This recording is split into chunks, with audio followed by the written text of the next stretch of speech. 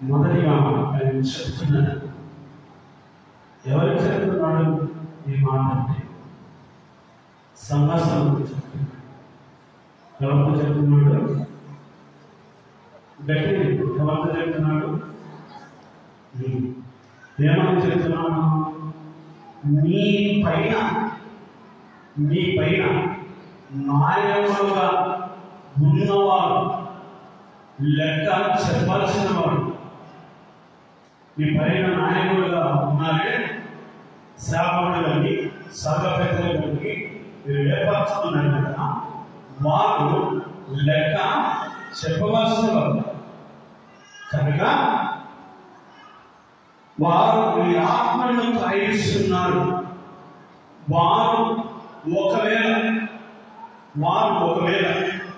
దుఃఖముతో ఆ పని చేస్తే ఎలాంటి ప్రయోజనం కూడా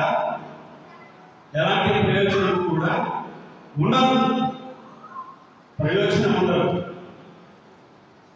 వాళ్ళు ఎలా చేయాలి? ఆనందంతో చేయాలి. ఎలా చేయాలి? సంతోషంతో చేయాలి. ఎప్పుడు ఆనందంగా చేస్తారు, ఎప్పుడు సంతోషంగా చేస్తారు అంటే పిల్లలు దేవుడు వాక్యం సెలవిస్తున్నది.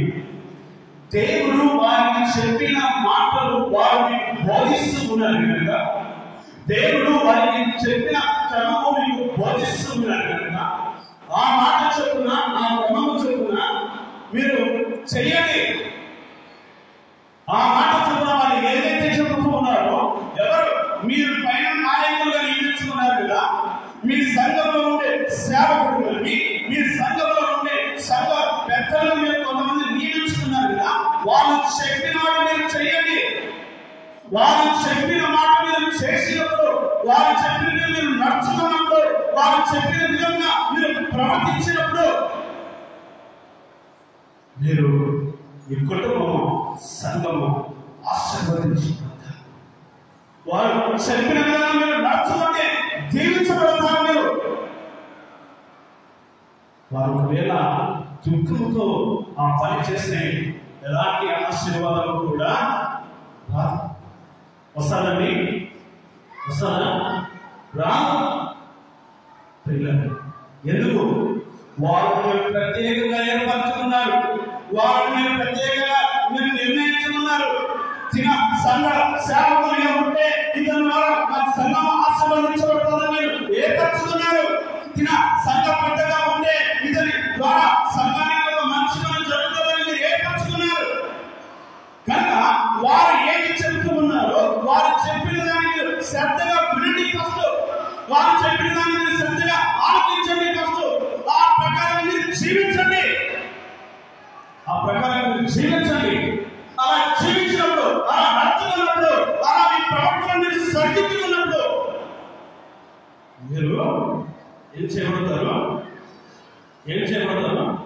ఆశీర్వదించబడతారు. ఏదో కాలక్షేపానికి వచ్చాము, కాలక్షేపానికి వెళ్ళాము, కాలక్షేపానికి కూర్చున్నామంటే కాదు. అవుతుందండి? అవుతుందా? నాకు చెప్పినట్టుగా పిల్లలు ఏదో కాలక్షేపానికి పొమ్మన్నారు కదా, అందరూ పోతుంటే అన్ని కూడా పోతే బలవంతంగా పోయి వాడు ఏదో అక్కడ కూర్చొని వస్తే మంచి స్టూడెంట్ అవుతాడండి? చెప్పండి అమ్మా. ఇట్లాంటి మాట్లాడాలి నోరు రాదు. వేరే దేని గురించి అని చెప్పు. నేను ముందుకు వస్తాను కదా.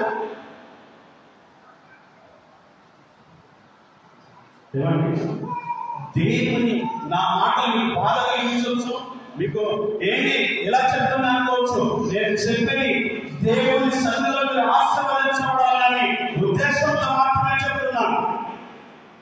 అంతేగాని మీకు నాకు మధ్య ఏమైనా ఉందా? లేదు, ఏమీ ఉండదు.